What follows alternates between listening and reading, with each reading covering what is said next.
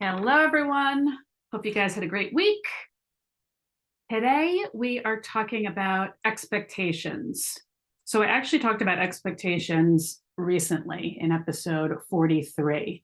And in that episode, I talked about how we have expectations for what our life is going to be like when we drink less, and how I notice a lot of people that work with me have frustrations. Usually it's like after a month. The first month, things may go pretty well. You're still motivated. You're seeing positive effects quickly. You wake up in the morning and you feel so much better after you haven't drank or only had one drink. But then you kind of settle in and you're thinking that things should be easier. You've gotten to a month and like, all right, I should be over this. I shouldn't be struggling anymore. You think it will be quicker. And you also start thinking about what you're giving up. You have those sort of expectations. And I talked about expecting things to be hard and questioning those expectations that you have about the process and what life is going to be like afterwards. So this is kind of part two. We're going to talk about expectations in a different way. And the reason I'm doing this episode is because I've been listening to this book called The Expectation Effect: How Your Mindset Can Change Your World by David Robson. So I'm only about halfway through it, a little more than halfway through it, but I recommend it so far. It's very interesting. And it got me thinking about how we can use what he talks about in the book to help us drink less. So he talks about our expectations that we bring to everything, how they affect us. And again, I talked about this in episode 43, but he talks a lot about food labeling, things that we can relate to every day. So you see labels on packages that say 95% healthier, or something it has a certain amount of less sugar, or something may say on it more filling, new and improved, tastes great, and how those words spark us to have expectations about what the product will taste like, how it will satiate us, how it will affect our health in a positive or negative way.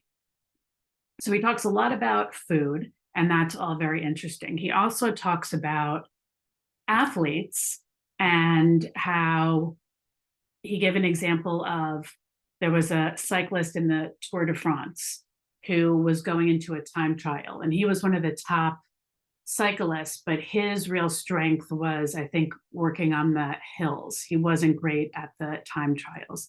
And he asked his coach or team doctor for a shot of a performance enhancing drug.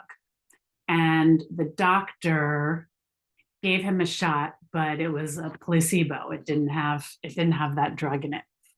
And just from this athlete thinking that he was injected with that performance enhancing drug, gave him the confidence, affected his ride in a way that he wound up, beating his personal PR. He talks a lot about how these expectations affect people's health and treatment. He talks a lot about placebos and the positive effect placebos have on people, whether they are already taking a drug and then the doctor slips in a placebo and they continue with progress, or whether this is a brand new drug and they think that it's going to do something for them. And again, it's a placebo, it's not even the real drug, but still from having the confidence that this drug is going to do something for them, really having this expectations, they've shown scientific results about absorption of nutrients, about people who have had totally unexpected recoveries or regain strength someone regained her vision just from mindset, expectations. These are things that sound totally crazy and impossible, but actually they have real data that shows how powerful this is and that this has worked. So again, I was thinking about how can we use this to help us drink less. So I was thinking about the expectation that we have for alcohol. Most of us have a few different expectations for alcohol. And it's actually funny when you think about it, we often use alcohol to relax or de-stress. So often people tell me at the end of the day, I just want to come home and just turn off, de-stress. I've had a long day. I just want to relax. I don't want to think about work. I don't want to think about anything. And they use that drink to relax them. On the flip side, which is opposite, they tell me they use alcohol to have more fun, which I'm sure a lot of you can relate to. We're out socializing and we think that if we don't have alcohol, we're not going to have as much fun as everyone else. We use alcohol to make us feel more outgoing, say things that we wouldn't normally say, just have our guard down. Some of us thinks it gives us more self-confidence to go out and be with people that maybe we don't know at all or we don't know very well. So it's interesting that we're using alcohol kind of to do opposite things, to de-stress us, make us totally relax, or give us more energy. So when you start to think about that, it makes sense how expectations play into this, that it's, mindset really is a big part of it. So if we're using mindset, the other thing is, remember, maybe you have a memory of being a child when you're first experimenting with alcohol, and you tell someone that they're drinking an alcoholic drink. Maybe you're at a party and there's a punch or something, and you tell someone there's alcohol in it, but there's not. And then that person acts drunk anyway. They feel like they've had alcohol and they say that they feel tipsy or drunk or whatever it is. Now, that person may not be lying, but it's the suggestion of feeling that way. It's telling them that they're going to. It's like when you tell little kids, look in the sky, there's Santa Claus coming across the sky. I remember that, and I remember seeing it.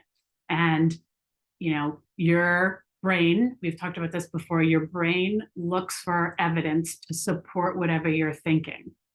So this is all very powerful, suggestive work that you can do, and you can use this to your benefit. You can use it to work against yourself by telling yourself something is harder, you're never going to be able to do it, and you can make it work for you by thinking in a more positive way. We see this so often when people are starting an exercise program.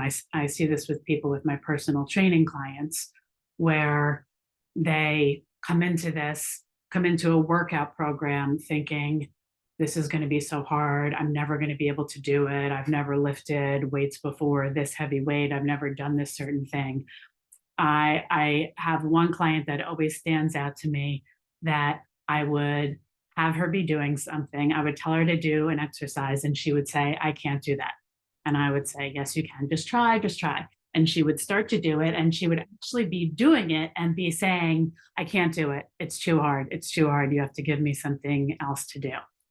And she's telling herself this, and her mind is saying she can't do it. She's in fact doing it. So once I would keep saying to her, you're doing it, you're doing it, you're doing great. Then she realizes, she laughs, she has fun, she's excited that she does it. So you may have examples of all of these things in your life, but you can see that the mindset that we bring to something, we've talked about this before, your thoughts about something affect your feelings. So if you're coming in to trying to control your drinking, to drink less or to stop drinking, and you've done it before and you've tried before and it hasn't worked for you, You're coming in with the expectation that this is going to be really hard. I'm going to feel really frustrated. I'm going to feel deprived. I'm not going to be able to do it. And that really is going to affect how you feel and the chances of your success. So instead, a great exercise I would love for you guys to do is to write out your expectations that you have that are in your mind right now. And then look at those and ask yourself, are these serving me? Or are these going to help me achieve my goal? And if the answer is no, I want you to work on having different expectations. So, can you believe that you can do it? Can you believe that now you have a different strategy that's going to make it easier than ever before? Can you believe that you have a different strategy that's going to enable you to be out in a social situation and not feel deprived? So we want to get you to that point, to believe those expectations, because expectations are great if they're positive, but if you don't believe them, then it's not going to work for you. So if you don't totally believe them yet, add to the beginning of the sentence, it's possible, right? It's possible that this can be easier than ever before. It's possible that I will be able to do it this time. It's possible that I will go out with my friends to a party, to a bar, and not feel deprived.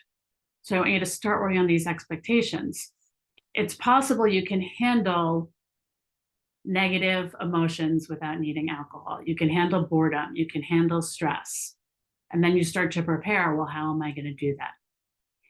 And then how about the expectations for non-alcoholic drinks? That's something else you can work on. You could think about things that you like the taste of and think about what you're expecting to get from an alcoholic drink and expect that you'll get the same thing out of the non-alcoholic drink. So some of you immediately may be saying, there's no way. So what is it about this drink that has alcohol in it that's so magical? What is it exactly? So you might say you really like the taste. I mean, my drink of choice was red wine, and I did like the taste of it. Some people are actually just drinking things they don't care about the taste. They're just drinking it because everyone else is, or they like the effect it gets. So if you really like the taste of it, I encourage you to look for a non-alcoholic drink that you really like the taste of. There's so many options out there right now, whether it's a mocktail made at a bar or things that you can buy in the store, non-alcoholic beverages, non-alcoholic wine, things that taste so much better than they used to years ago. And there also weren't that many options. I've bought some of these, and now I just get ads all the time on social media so there's something called Curious Elixirs, that their drinks are more like an actual drink you might get with alcohol in it and then some sort of mixer in it. Those are really good. I drink some things that are more like a non-alcoholic white wine or champagne. There's something called Groovy, Gruvi. There's something called Toast. That's like a bubbly type of champagne. So if you're looking for something that tastes good, I would encourage you to look for those options ahead of time. Look for things that you can order and try in your house, and try, to go out to a bar and order the same drink that you might otherwise, if you normally get like a cranberry vodka with soda, don't get the alcohol and just see how that goes. Yes, it's going to taste different for you, but can you still enjoy the taste of that drink and bring the expectations that you can have fun while you're having a drink that tastes good to you and be enjoying your surroundings? So that's all I'm going to say for now. I'm thinking that this book, as I'm listening to it, is super interesting.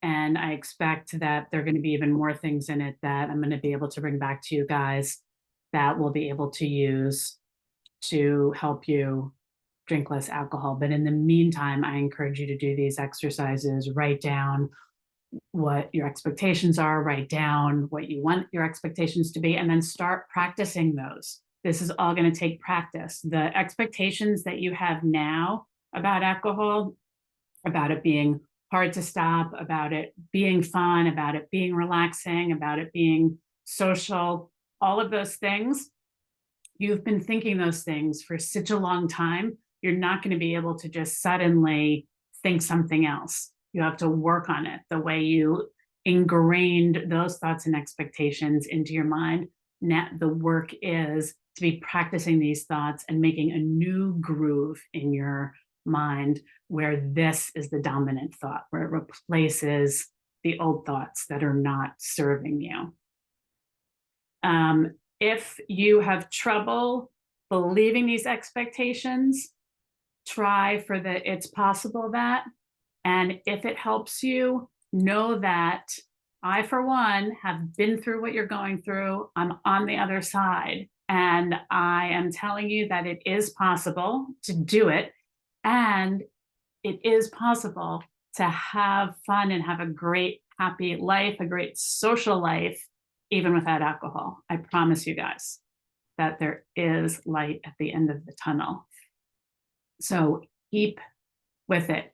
So do this work. The other thing is I'm going to have the link for my freebie, which is a week of questions. When you sign up for that, every day you'll get emailed to you some questions that you can also be journaling on and thinking about that are going to help you become aware of your thoughts around drinking. And all of this work is the work that you need to do to be able to drink less long term. All right, you guys have a great week. Please let me know how all this is going for you. I love to hear from you and connect to you. All right, talk to you next week. Bye.